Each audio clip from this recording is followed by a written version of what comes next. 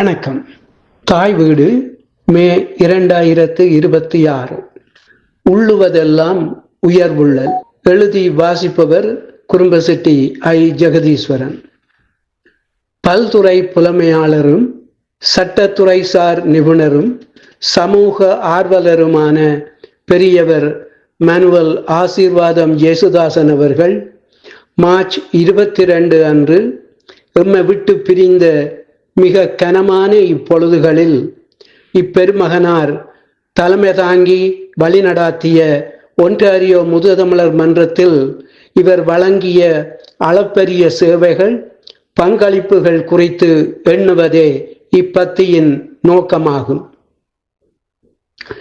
உள்ளுவதெல்லாம் உயர்வுள்ளல், மற்றது தள்ளினும் தள்ளாமை நீர்த்து. நாம் மனதில் எப்போதும் உயர்ந்த எண்ணங்களை தாங்கியவாறே செயற்பட வேண்டும். அவை உடனடியாக நனவாகவில்லை என்றாலும் அந்த எண்ணங்களை நாம் மறந்துவிடக் கூடாது. அந்த எண்ணங்களே நம்மை அடைய வேண்டிய உயரத்தை நோக்கி இட்டு செல்லும். நம் மன்றத்திற்கு நிரந்தர பணியகம் அவசியம் என்பதை உறுதியாக எண்ணினோம். அந்த எண்ணம் இன்று நிறைவேறி நம் மன்றினை புதிய உயரத்திற்கு இட்டு செல்லவில்லையா? இதுபோன்று பயன் தரும் எண்ணங்களை தொடர்ந்து விதைக்க வேண்டும். எம் மனதில் உதித்துள்ள பலவற்றுள் நம் மன்றிற்கு வருமானம் ஏற்படுத்தும் நிறுவனம் ஒன்றை மாகாண சட்ட விதிகளுக்கு அமைக்க வேண்டும் என்பதும் ஒன்று என்பதை இங்கு குறிப்பிட விரும்புகிறேன் என முதுதமிழர் மன்றத்து 39வது வருடாந்த பொதுக்கூட்டத்தில் ஆற்றிய தலைமை உரையின் போது அமரர் ஜேசுதாசன் அவர்கள் கூறியிருந்தமை நேற்று போல மனத்திடையே எதிரொலித்து கொண்டிருக்கிறது. ஒன்டாரியோ முதுதமிழர் மன்றம் 2026 ஜனவரி 14 தைப்பொங்கல் தினத்தில் தனது 40வது ஆண்டில் தடம் பதித்தது. இதனையொட்டி வெளிவந்திருந்த மன்றத்தின் சங்கநாதம் காலாண்டு செய்தி இதழில் ஒன்டாரியோ முதுதமிழர் மன்றத்துடனான எனது பயணம் 3 தசாப்தங்களுக்கு முன் ஏற்பட்டது. சட்ட ஆலோசகராக எனது உறவு ஆரம்பித்தது என்ற வாக்குமூலத்துடனேயே தமது தலைமை குறிப்பை ஆரம்பித்திருந்தார் மனுவல் ஜேசுதாசன் அவர்கள். மன்றத்தின் செயற்பாடுகளில் மிகுந்த அக்கறை கொண்டிருந்த இவர் 2006 நியூ ஹொரைசன் ஆதரவுடன் முன்னெடுக்கப்பெற்ற சீனியர்ஸ் அண்ட் யூத் இன் சைனஜி முதியோர் இளையோருக்கான பாலம் என்னும் 1 வருட திட்டத்தில் நடைபெற்ற கருத்தரங்குகள், தகவல் பட்டறைகள் ஆகியவற்றில் கலந்து பல்வேறு சிறப்புரைகளை ஆற்றியிருந்தார். முதுதமிழர் மன்றத்துடன் தமக்கிருந்த ஈடுபாட்டினை மெய்ப்பிக்கும் வகையில் 2008 ஜனவரியில் தம்மை அங்கத்தவராக இணைத்திருந்தார். 2011-12 காலப்பகுதியில் திரு SMJ இம்மானுவல் தலைமையிலான இயக்குனர் சபையில் உப தலைவராக திறம்பட செயலாற்றி அனைவரது பாராட்டுதலுக்கும் உரியவரானார். இவரது தந்தை மனுவல் ஆசீர்வாதம் பிரபல்யமான நாட்டுக்கூத்து அண்ணாவியார்.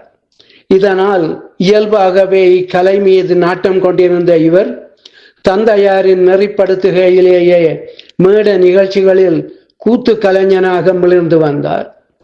புலம்பெயர்ந்து பல்வேறு நாடுகள் மாறிய வேளையிலும் இக்கலையை தம்முடனேயே எடுத்து சென்றதும் பேணி வளர்த்ததும் மிகவும் பாராட்டுதற்குரிய ஒன்றே. முதுதமிழர் மன்ற விழாக்களில் சத்தியவான் சாவித்திரி போன்ற கூத்துக்களிலும் புதியதோர் உலகம் செய்வோம், சங்கே முழங்கு உள்ளிட்ட பல்வேறு நாடக இசை நாடக நிகழ்வுகளிலும் தமது முத்திரையை பதித்து பலரது அபிமானத்தையும் தம்பால் ஈர்த்தவர். இவ்வகையில் முதுதமிழர் மன்றத்தின் பரிமாணத்தையும் வீரியமாக்கியவர்.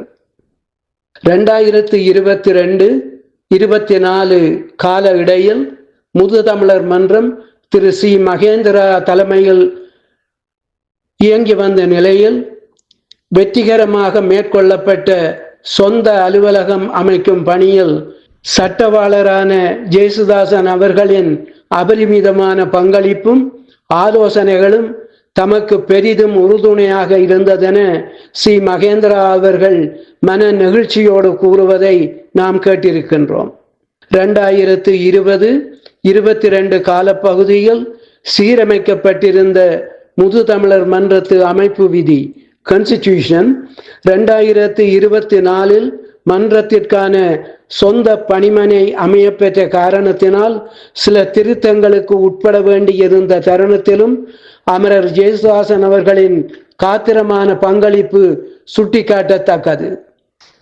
ஒன்டாரியோ முதுதமிழர் மன்றம் தங்கள் அங்கத்தவர்களை புத்துணர்வூட்டும் நோக்கில் Empowering Seniors Through Cultural Engagement and Elder Abuse Prevention எனும் திட்டம் ஒன்றினை 2025 ஜனவரி தொடக்கம் ஜூன் வரையிலான காலப்பகுதியில் மிக நேர்த்தியாக ஒழுங்கமைத்திருந்தது. மன்ற தலைவராக அமரர் ஜேசுதாசன் அவர்கள் மிகுந்த சிரத்தையோடு financial abuse workshop, physical abuse workshop, mental and verbal abuse workshop போன்ற தகவல் பட்டறைகளில் தானும் ஒரு உரையாளராக கலந்து கொண்டு தம் பங்களிப்பினை வழங்கியமையும் குறிப்பிடத்தக்கது. மேலும் முதுதமிழர் மன்ற அங்கத்தவர்களுக்கான சட்ட ஆலோசனைகளையும் 2024 ஜூலை தொடக்கம் இலவசமாக வழங்கி வந்தார் என்பதை நாம் நன்றியுடன் இத்தருணத்தில் நினைவில் கூர்வோமாக. 1948 மார்ச் 26 பிறந்த இவர் 1972 இலங்கை சட்டக்கல்லூரியில் இணைந்து 75 சட்டத்தரணியாகி 3 ஆண்டுகள் அங்கேயே பணியாற்றிய பின் இங்கிலாந்து, வேல்ஸ், சிசல்ஸ் போன்ற நாடுகளில் சேவையாற்றி 1986 தம் குடும்பத்தினருடன் கனடாவிற்கு வந்து சேர்ந்தார். 1994 ஒன்டாரியோ மாகாண சட்டத்தரணியாக தமது சேவையை வழங்க ஆரம்பித்த இவர் அதே ஆண்டில் 90 நாட்கள் எனும் நாவலையும் 2007 வயது 16 சிறுகதை தொகுப்பையும் வெளியிட்டு சமூகத்தின் சகல தரப்பினரது அபிமானத்தையும் அன்பையும் மதிப்பையும் பெற்றுக்கொண்டார். பல்வேறு பொது அமைப்புகளிலும் தம்மை இணைத்து கொண்டு சமூக அக்கறையுள்ள மனித நேயராக, சட்டத்துறை சார் நிபுணராக, அன்புசால் குடும்ப தலைவராக, ஒன்டாரியோ முதுதமிழர் மன்ற தகைசால் தலைமை பண்பாளராக வாழ்ந்து எங்களுக்கெல்லாம் முன் உதாரணமாக நம் இதயங்களில் என்றும் நிலைத்திருக்கும் பெரியவர் ஜேசுதாசன் அவர்களின் குடும்பத்தினர், உறவினர் மற்றும் அவர் நட்புகளோடு நாமும் அன்னாரின் ஆத்ம சாந்திக்காக பிரார்த்திப்போமாக. நன்றி, வணக்கம்.